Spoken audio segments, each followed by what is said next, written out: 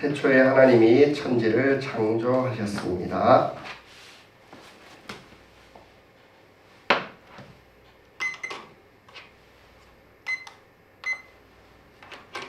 제가 소리 안 나는 걸로 다시 바꾸겠습니다.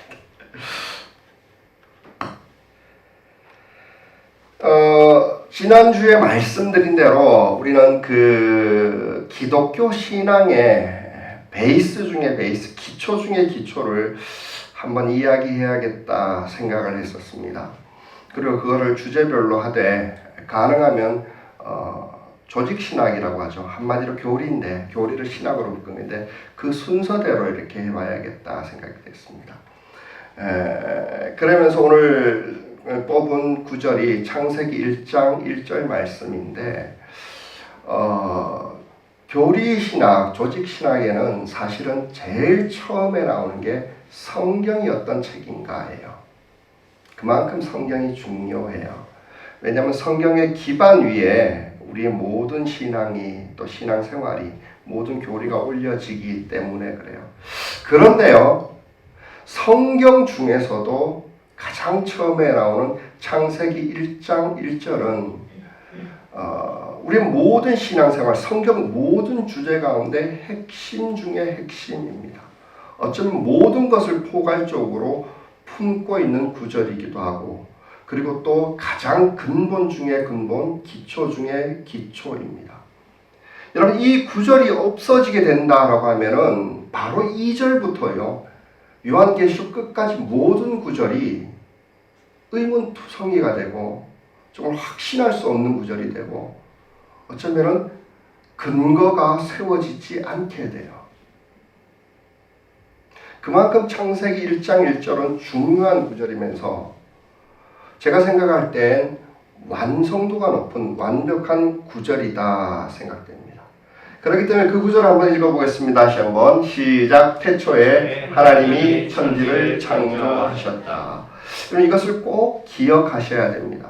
많은 사람들이 신앙생활을 시작하면서 성경의 기초, 성경 중에 성경이라고 할 수 있는 창세기 1장 1절을 간과하고 나서요.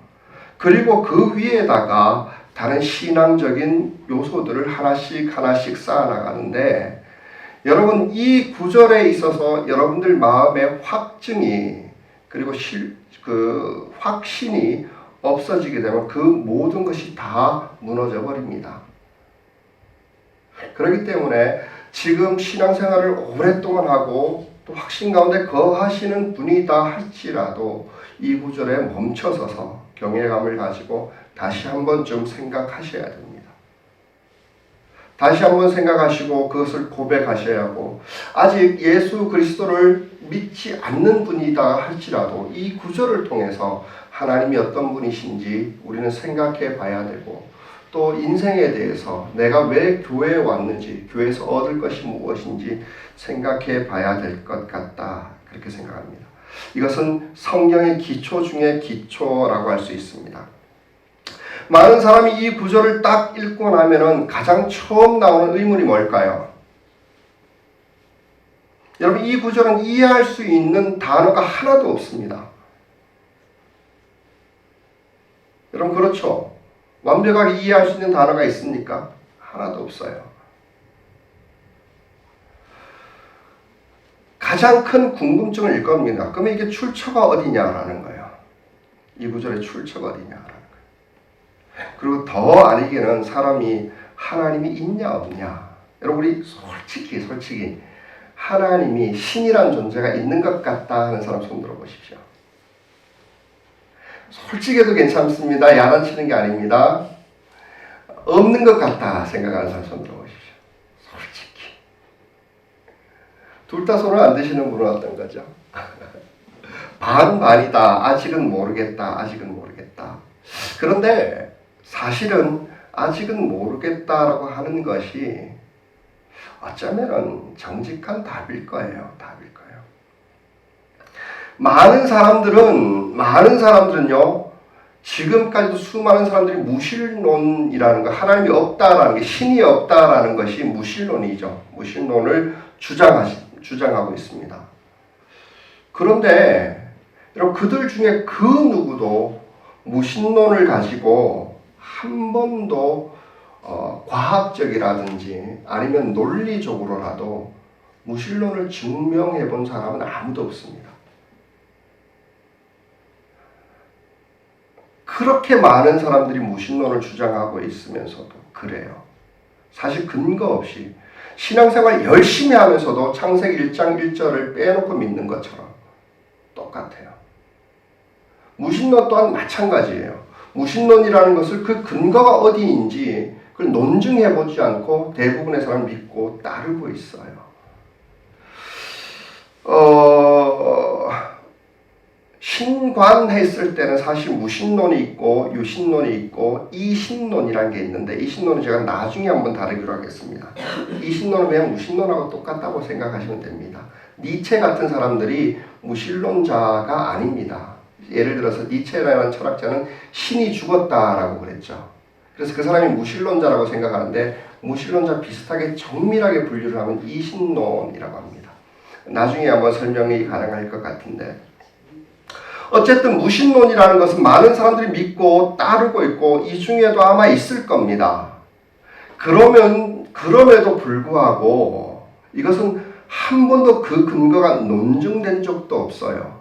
그러면 유신론은 논리적으로 증명이 되느냐 했을 때 증명이 됩니다.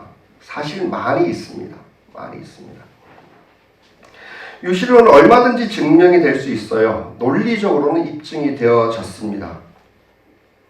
대표적인 것이 제가 어려운 얘기를 초반에 좀 하는데 죄송합니다. 나중에 여러분 이해하지 못하지는 않을 겁니다. 대표적인 유신 논증이 철학에서 존재론적 유신 논증이라고 그래요. 존재론적 유신 논증. 이렇게 말하면은 무슨 말인지 하나도 모르겠죠. 그런데 여러분 한 번쯤 다 들어봤던 거예요. 교회 다니면서 고민하다가 어떤 사람이 그러잖아요. 제가 어렸을 때도 그랬을 것 같은데 닭이 먼저냐 닭알이 먼저냐. 여러분 뭐가 먼저인 것 같아요? 그 문제가 바로 또 어려운 말입니다. 유신론적 유신 논증이에요. 존재론적 유신 논증이라고 해요. 뭐냐 하면은 존재론적 유신 논증이라는 것은 여러분 이것은 과학입니다. 학문으로 해야 법칙 같은 거예요. 과학의 가장 기본적인 공리가 뭐냐 하면은요. 원인이 없는 결과는 없다라는 겁니다. 맞죠? 여러분 세상에 무엇이라도 존재하는 한은 그게 생겨진 원인이 있어야만 돼요. 원인이 없을 수는 없어요. 그래서 사실 모든 사람들이 우리가 학문이라고 하는 거, 알고자 하는 거, 과학이라고 하는 모든 것들은요. 그 결과에 대해서 원인을 찾아가고 있는 거예요. 결과를 만들어내기도 하지만 근원적인 원인을 만들어낸 사람은 아무도 없어요. 그렇기 때문에 우리가 과학이 발전하는 것은 무엇으로 발전을 합니까? 상품을 개발하거나 뭐 할 때 반드시 해야 되는 게 있죠. 실험이에요. 결과가 있는데 그 결과가 왜 나왔는지를 알아보기 위해서 원인을 우리가 가상으로 한번 해보는 거예요. 실험을 해보는 거예요. 이것은 제가 신학을 얘기하는 게 아니고 과학의 기본 공리라는 거예요. 모든 과학의 통일적이라는 거예요. 그래서 존재한다는 것은 모든 것에는 그 원인이 있다라는 것은 반드시 그렇습니다. 이 세상에 존재하는 모든 존재는 반드시 원인이 있고 두 번째 중요한 것은요 뭐냐면은 존재하는 모든 그 존재의 원인은요 그 존재가 가질 수 없대요. 제가 어려운 얘기입니다. 쉽게 말하면은 여기 마우스가 있습니다. 마우스는 이것을 만든 사람, 이것을 존재하게 한 어떤 원인이 있는데 그 원인은 마우스 안에 있는 것이 아니라 마우스 밖에 있대요. 이건 누가 만들었습니까? 사람이 컴퓨터에 쓰려는 목적을 가지고 만든 것이 원인이 되었죠. 그래서 모든 존재의 원은 타자에 있다. 이것은 기본 과학의 모든 그 이성의 가장 기본적인 공리라고 그래요. 그러면 한번 생각해 봅시다. 우리 전도할 때 듣던 말일 겁니다. 누군가 전도할 때 그렇게 전도했을 거예요. 네가 생긴 원인은 뭐냐? 사람은 어디서 났느냐? 너는 누구에서 났냐? 당연히 나의 어머니, 아버지가 원인이 되었죠. 내 어머니 아버지는 그럼 어디서 왔느냐? 어디서 왔느냐? 할아버지 할머니 중조 이렇게 끝없는 여행을 하다 보면 반드시 결과에는 시작이 있었다라는 겁니다. 그 시작이 우리가 어떤 면에서 다루겠지만은 시작이 시작이 사실 시작이 근거가 무신론이 되어지지 않는다. 시작은 반드시 태초로 올라가고 시작점인데 그것이 관념적으로는 신이라고 해요. 거기서부터 시작해야 되고 그 신은 존재의 원인이 자기 자신에게 있어야 됩니다. 제1원인이 자기 자신이 있어요. 그런데 놀라웠게도 철학에서 이렇게 얘기하고 있는 것이 성경에서 이야기하고 있어요. 언제 얘기했냐면 모세가 하나님이 모세를 부르고 내 백성을 끄집어내라 라고 하면서 불렀을 때 모세는 고민이 있었어요. 아니, 당신이 지금까지 나한테 말도 걸어오고 나한테 이것저것 시키고 있는데 나는 당신의 말을 따른다고 칩시다. 나는 백성들에게 가서 당신의 말을 전달해서 나오라 그랬는데 그 어마한 일을 나오라 그랬는데 내가 전달한 게 아니고 당신이 이야기했다 그래야 되는데 그럼 당신이 누구라고 내가 소개를 할까요? 이렇게 묻는 장면이 있어요. 그때 하나님이 뭐라고 할까요? 그게 나는 개역 성경에는 이렇게 나옵니다. 개역 성경에는 나는 스스로 있는 자다. 존재의 원인이 나에게 있는 거예요. 나 스스로가 존재의 원인이자 결과라라는 거예요. 이게 존재의 1원인이고 이게 종교든 뭐든 다 통틀어서 가장 모든 존재의 근원인 신의 관념이에요. 성경에 이게 기록이 되어 있어요. 다른 종교에 이런 글씨가 있는지는 모르겠습니다만 이것은 제가 신을 얘기하는 게 아니고 과학을 이야기하고 있는 겁니다. 과학이 이 방법을 해서 지금까지 온 거예요. 이것을 번역해갖고 새 번역에는 나는 스스로 있는 자다 이렇게 얘기를 해요. 이와 같이 논리적으로 하면은 유신론은 논증이 됩니다. 논증이 가능해요. 그러나 무신론은 불가능해요. 여러분 진화론이라는 것이 논증이 됩니까? 안 되는 건 과학자가 제일 먼저 알아요. 가장 큰 근원에서 존재가 있는 한 그 원인이 우연이라는 건데 불가능하다는 거 본인이 알아요. 다 알아요. 그냥 쉽게 말하면 아까 전에 얘기했지 창세기 1장 1절 없이 신앙생활 그 위에 막 쌓아놓는 거예요. 그러면서 혼란하게 만들고 기간만 늘려버리고 그러면서 창세기 1장 1절을 기억하지 말자 그런 것은 가장 처음의 시작을 생각하지 말라라는 거예요. 바쁘다라는 거예요. 많다라는 거예요. 다른 것을 부각시키는 거예요. 그러면서 하나님을 지우기 시작합니다. 어쨌든 유신론은 증명이 가능해요. 그러나 지금까지도 무신론에 관해서 그 누구도 증명해 본 적이 없습니다. 그냥 믿는 거예요. 그렇기 때문에 유신론증은 차라리 합리적이고 과학적이에요. 많은 사람들이 신앙생활하는 사람을 바라보면서 저 사람은 비과학적이야 그래요. 이성적이지 않다고 그래요. 종교를 가진 사람은, 하나님 믿는 사람은. 그리고 무신론자들을 바라보면서 저 사람은 그래도 생각이 있다라고 하고 합리적이기 때문에 신이 없다라고 인정하고 용기 있게 살아가는 거야 라고 생각해요. 여러분 제 말을 다 믿을 필요도 없지만 이것은 조금만 생각을 하시면 알 수 있는 문제예요. 하나님이 없습니까? 하나님 없다고 생각하는 게 정말로 합리적이고 과학적입니까? 아니에요. 제가 이 문제에 대해서 교회를 다니면서 어떻게 설명해야 될까 많이 고민을 해봤는데 성경에서 그에 대해서 이야기하고 있지 않아요. 우리 창세기 1장 시작이 하나님이 계시다라는 거예요. 존재하셔서 이 일을 했다라는 게 바로 나와요. 그런데 비슷하게 사도 바울이 한번 고민을 했었는지 짧게나마 하나님이 계시다라는 것은 어떻게 알 수 있느냐 했을 때 사람은 본능적으로 안다라는 거예요. 그게 증거다라고 이야기하는 게 로마서예요. 그리고 이게 맞습니까? 틀립니까? 사람이 신이 있다라는 것을 본능적으로 알까요? 모를까요? 본능적으로 알아요. 그런데요, 우리가 뭐에 속았는지 모르겠지만은 하나님이 없다라는 것은 어마어마한 교육과 세뇌를 통해서 주입되어진 거 아십니까? 여러분 그렇게 생각 안 드십니까? 여러분 전 인류 역사 가운데 하나님이 없다라고 착각하고 공식적으로 이야기하고 있는 게 얼마나 될 것 같습니까? 계몽주의 이후에요. 짧은 역사만 되죠. 그 전에 신이 없다라는 생각을 단 한 번도 한 적이 없어요. 또 하나 얘기해 볼까요? 아이들이 태어나서 무신론에 대해서 하나도 이야기를 하지 않고요. 그리고 하나님이 계시다는 유신론에 대해서 하나도 이야기하지 않으면 그 아이가 본성적으로 하나님이 있다라는 생각을 할까요? 없다라는 생각을 할까요? 애 키워본 사람은 다 아시죠? 아이들은 본능적으로 신이 있다는 것을 자기 이성이 깨우침과 동시에 알게 돼요. 그래서 무서워해요. 그래서 어떤 때는 안심해요.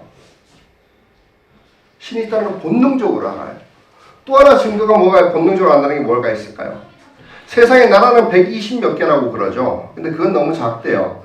종족별로 나눠봤답니다. 3천 몇 개의 종족이 된다고 그래요. 이건 선교학에서 하는 건데, 그것은 아마존에 돌도끼 같은 거 사용하는 사람들이나 아프리카의 토인 같은 사람들 포함입니다. 그런데요, 3천 몇 개 종족 모두가요, 공이 암만 속으로 부족해 사는 사람들도요, 무신론에 대해서 교육이 들어가 있지 않으면요, 그것이 주입식으로 교육되어지지 않으면은 그들 나름대로 신관을 가지고 있대요. 제 말이 틀린 것 같습니까? 어떤 생각에도 맞죠? 모든 사람은 신이 신이 있다라는 것을 본능적으로 알아요. 그런데 우리는 무신론이라는 것이 언제부터 나왔는지, 어디서 왔는지 모르겠지만 이것이 어느 정도 많은 사람들이 믿고 따라요. 그리고 이게 주는 유익이 뭔지도 모르고, 이게 얼마나 파괴를 가져오고 얼마나 사람을 비참하게 만들고 있음에도 불구하고 이것은 내 자식들에게도 가르치고 맞다 이러고 있어요. 참 안타까운 일이 아닐까 싶습니다. 여러분, 그런데 제가 목사이지만 또 하나의 이야기를 해야 됩니다. 유신론, 아까 얘기했지만 유신 논증에 관해서입니다. 유신 논증에 한계가 있을까요? 없을까요? 유신 논증에는 한계가 있습니다. 제가 얘기했지만 유신 논증이라는 것은 과학이고 철학이에요. 당연히 한계가 있죠. 어떤 한계냐면 유신 논증은 신이 있다 없다 했을 때 반드시 신이 있다라고 이야기할 수는 있지만 그것이 기독교가 말하는 하나님이냐 아니냐를 어떻게 아냐는 거예요. 예전에 우리는 다른 종교도 있어요. 유신 논증을 가지고 기독교 하나님이 진짜 하나님이다 이렇게 이야기 못해요. 그렇죠. 쉽게 말하면 유신 논증은 가능하나 하나님 논증은 불가능해요. 유신론은 하나님이라고 이야기하지 않아요. 그냥 이 천지의 만물들을 바라보면서 이 존재를 존재케 한 어떤 존재가 제1원인이 되는 그분이 자존자가 계실 거야 라는 걸 인정합니다. 우주를 바라보면서. 우리 본능적으로도 뭔가 있다라는 것은 깨닫게 돼요. 내가 있으니까. 우리에게는 그 하나님이 주신 영이라게 담겨져 있기 때문에요. 깨닫게 돼요. 그러나 그게 어떤 하나님인지를 몰라요. 그렇기 때문에 여러분, 사실 제가 오늘 그 기초를 다루면서 이 얘기를 여러분들에게 처음으로 하고 이제 마지막이 되어졌으면 좋겠다 생각하는 것이, 하나님이 있느냐 없느냐를 가지고 여러분 논증을 가지고는 안 됩니다. 신이 있냐 없냐는 것은 논증을 하면 충분히 이야기가 돼요. 근데 하나님이 어떤 분이냐를 가지고 토론, 논쟁을 가지고는 불가능합니다. 논리를 가지고는 안 된다라는 거예요. 유실 논증을 통하여서 하나님의 존재, 우리가 내가 믿는 하나님의 존재를 증명하는 것은 안 되는 일이에요. 불가능한 거예요. 전혀 다른 거라는 건 마찬가지예요. 여러분, 건이가 만약에 고아로 컸다고 생각을 해봅시다. 자기에게 아빠가 있다는 건 알 겁니다. 아빠란 이름도 알 겁니다. 아빠. 그러나 그 아빠가 우상구라는 걸 누가 알까요? 그거와 마찬가지예요. 유신 논증과 하나님 논증의 차이다라고 할 수 있습니다. 여러분, 한마디로 말해서 기독교에서 말하는 하나님은요, 신이 있냐 없냐를 가지고 이야기하지 않아요. 그건 당연히 있는 거예요. 그것도 신이 우리가 그럼 믿는 하나님이 어떤 분이냐라는 것은요, 한마디로 논증을 통해서 우리가 이해되어져서 하나님을 알거나 믿을 수 없다라는 거예요.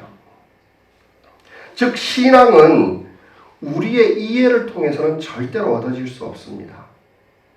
이해를 통해서는 안 됩니다. 당연한 거죠, 어쩌면. 내가 믿는 하나님이 창조자라고 하면 피조물이 창조자를 어떻게 분석하고 이해를 할 수 있겠습니까? 고아인 아기가 자기 아버지의 이름을 어떻게 알겠습니까? 자기 아버지의 성격을 어떻게 알겠습니까? 자기 아버지의 뜻을 어떻게 알겠습니까? 이와 마찬가지인 거예요. 그렇기 때문에 어떤 신학자는 이렇게 얘기를 합니다. 이해되어지는 신은 더 이상 신이 아니다. 아니에요. 신은 우리 안에 있으나 하나님은 우리의 이해 밖에 계십니다. 신은 우리의 이해 안에 있습니다. 분명합니다. 신은 이해할 수 있습니다. 그러나 기독교의 하나님은 우리의 이해 밖에 있습니다. 그러면 뭐냐? 이해로 하나님을 모른다는 것. 대부분의 사람들이 신앙생활을 하면서 이해하고 신앙생활을 하려고 하는 게 큰 문제예요. 그렇죠? 예수 믿는 것도 마찬가지예요. 이해가 안 돼서 못 믿겠다라고 그래요. 그죠? 좀 더 발전하면 뭡니까? 하나님 보여주면 믿겠다라고 그래요. 그것은 전혀 상관없는 거예요. 보여주면 못 믿어요. 보여주면 못 믿어요. 그렇게 되게 돼 있어요. 그럼 뭘로 어떻게 우리가 하나님을 알아갑니까? 라고 했을 때 하나밖에 없습니다. 믿음이에요. 여러분, 신앙생활이 이해로 시작되려 하면 큰일 나요. 믿음으로 시작되어져야 돼요. 창세기 1장 1절 말씀이 하나님께서 당신을 우리에게 계시를 해주고 당신을 알려주시는데, 여러분, 이해의 요소가 필요했으면 이 구절은 요한계시록 제일 마지막에 있어야 되는 구절 아닙니까? 이게 가장 처음에 나오는 구절인 건 뭘까요? 이것을 믿고 나서 이 다음 것들이 하나씩 쌓아나가는 것이며, 그리고 그 믿음 위에서 하나씩 증거들이 생겨난다라는 거예요. 생겨난다는 거예요. 그래서 성경의 히브리서 11장 1절에 보면 이런 것이 있죠. 믿음이라는 것은 바라는 것들의 실상이요, 보지 못하는 것들의 증거다라는 거예요. 이것은 하나님 논증하려고 그러는 게 아니에요. 믿음이라는 게 뭔지 믿음의 일반적인 관념이에요. 제가 왜 이 얘기를 하느냐 하면은, 여러분, 사람은 원래부터 믿음에 근거해갖고 이해로 나아가게 되어 있어요.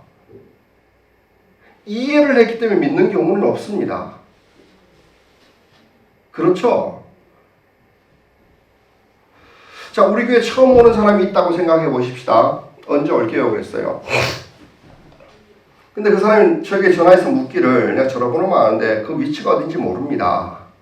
그러면 제가 이렇게 얘기를 하겠죠. KBS 방송국 뒤쪽인데 골목이 버스가 다니는 골목이 있고 버스가 안 다니는 골목이 있습니다. KBS 방송국 쪽에서 버스가 안 다니는 좀 더 작은 골목으로 해서 동쪽 방향으로 계속 오시면은 간판이 보일 겁니다. 그 간판을 보고 2층으로 올라오시면 우리 교회예요. 몇 시까지 오시면 예배일 겁니다. 이렇게 얘기했다 칩시다. 자, 그 사람이 찾아갑니다. 그 사람이 우 목사의 말을 믿고 출발했습니까? 이해하고 출발했습니까? 그죠? 한 번 와서 경험하고 나서 그 다음 주에 올 때는 어떻게 될까요? 그 길에 대해서 그때는 이해한 거죠. 모든 알문요, 이 세상에서 모든 진리는 그 공리가 믿음의 근거에서 시작이 되어져요. 그래서 이해가 되어져요. 과학도 그렇지 않습니까? 과학자들 어떤 현상이 나와요. 이거 왜 이러지? 이거 혹시 이렇게 돼서 되지 않을까 하고 그것을 실험해 보잖아요. 그리고 이게 맞다라고 이야기를 하잖아요. 제가 신학 얘기하는 게 아닙니다. 여러분들이 지금까지 살아온 방식도 그러지 않습니까? 부모님에게 그렇게 배우지 않았어요? 얘야, 이 씨앗을 심으면은 몇 달이 지난 후에 곡식이 맺을 거야. 그러니 우리가 가서 그것을 이렇게 하자. 이걸 해봐. 그리고 그걸 보고 따라했더니 진짜 맺고, 아 그렇구나. 그래서 자기가 이제 이해를 했으니까 이렇게 하고, 또 거기에 또 다른 믿음을 더하고 또 다른 믿음을 더하면서 점점 왕성도 있게 자라나가고, 그러면서 이해라는 것은 어쩌면 열매와 결과들 아닙니까? 그래서 사도는 정확하게 얘기해요. 믿음으로 믿음에 이르게 하나니, 이렇게 얘기해요. 믿음이 점점 이렇게 자라간다라는 거예요.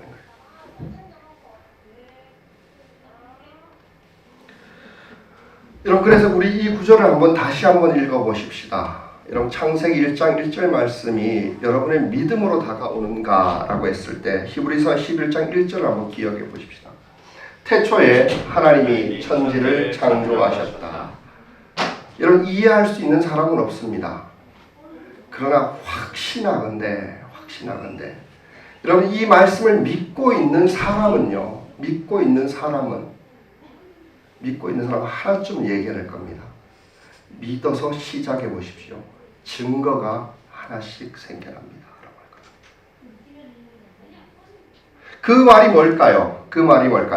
믿음은 내가 바랬던 것들의 실상이요, 보지 못한 것들에 대한 증거였다고 우리 믿음으로 한 발 앞서 갔던 사람이 고백을 하고 있습니다. 그러면 여러분들이 이 구절 하나에 대해서 우리 신앙생활에 거의 모든 것이 들어있어요. 난 성경 전체를 함축하고 있지 않은가 이런 생각이 들어요. 하나님이 어떤 분이라고요? 천지를 만드셨대요. 여러분, 태초가 뭘까요? 시간의 시작이 하나님으로부터 시작되었대요. 나는요, 만드신 천지 안에서 극히 작은 하나이고 시작한 시간 안에서 내 인생의 지금이까지 오게 된 거예요. 여기 안에서 벌어지는 모든 문제들 그분이 알까요, 모를까요? 나보다 나를 더 잘 아실 거예요. 내 아픔도 고통도 문제도. 그리고 진짜 문제가 뭔지, 진짜 원인이 뭔지, 여러분, 아직은 우리가 나오지 않았지만 그에 대한 해결이 이 다음 2절부터 성경 전체를 통해서 열려가고 있어요. 그리고 그걸 우리가 믿고 행했을 때 나오는 증거들이 계속해 있어요. 많은 사람들이 믿음을 이해를 잘 못합니다. 환상을 봤다 그러면 믿음이 좋은 줄 알아요. 예수님이 그런 말씀을 하신 적이 있나요? 그 비슷하게 제자들이 물을 때는 예수님께서 야단을 치시잖아요. 너는 본 거로 믿느냐? 보지 못하고 믿는 사람 못 될 거야. 빌립도 예수님에게 물어요. 아버지 하나님을 좀 보여주세요. 나를 본 사람은 아버지를 본 것인데 어떻게 아버지를 보여달라? 이게 나를 본 사람이라고 해서 굉장히 여러분 깊은 얘기입니다. 이건 몇 주 후에 이야기가 될 건데, 이거 말씀하신 분이 말씀이잖아요. 그 말씀이 천지를 만들었잖아요. 굉장히 깊은 얘기예요. 그래서 말씀을 보는 한은 우리는 가장 근본 원리를 알아지게 돼요. 좀 소탈하게 되고 안전하게 되고 겸손해질 수밖에 없잖아요. 이걸 믿습니까? 신앙생활 이걸 이해하려고 시작하면 안 돼요. 어쨌든 여기에 창세기 1장 1절을 부딪히고 나서 2절로 넘어가야 되지 않습니까? 제일 처음에 나오는데 믿습니까? 이해하십니까? 아멘 하면 안 되죠. 이해 못하는 거예요. 한마디로 이해가 안 돼요. 그러나 하나님이 보여주십니다. 믿고 나서 한 걸음씩. 물론 그 믿음은 부족해요. 저는 신앙생활하면서 얻은 하나가 있어요. 뭐냐면 하나님은 절대자라서 움직이지 않아요. 내가 하나님을 바꿀 수 없어요. 말씀은 정해져 있어요. 뜻도 정해져 있어요. 그렇기 때문에 참 쉬워요. 항상 잘못되면은 누구를 의심해야죠? 나를 의심해야죠. 내 문제가 꼬이면 뭐 어디에 잘못이 있을까요? 말씀대로 행했냐 안 했냐의 잘못이 있어요. 한치의 오차도 없었습니다. 정말이에요. 내가 잘 됐을 때는 말씀이 이루어진 영광이 정말로 내게 기쁨을 드는 거예요. 제가 거짓말하는 거는 아닌 거 아시죠? 아시죠? 다만 이 이후에 나오는 말씀이 어떤 것인가가 궁금한 거예요. 그죠? 거기에는 하나님의 마음과 즉 하나님의 성령과 하나님의 뜻, 하나님의 계획, 하나님의 섭리, 즉 말씀이 담겨져 있어요. 예수 그리스도죠. 여러분 거기에서부터 시작되어져요. 좀 더 들어보고 믿겠습니다라는 것이 아니라 믿고 실천해 보시기 바랍니다.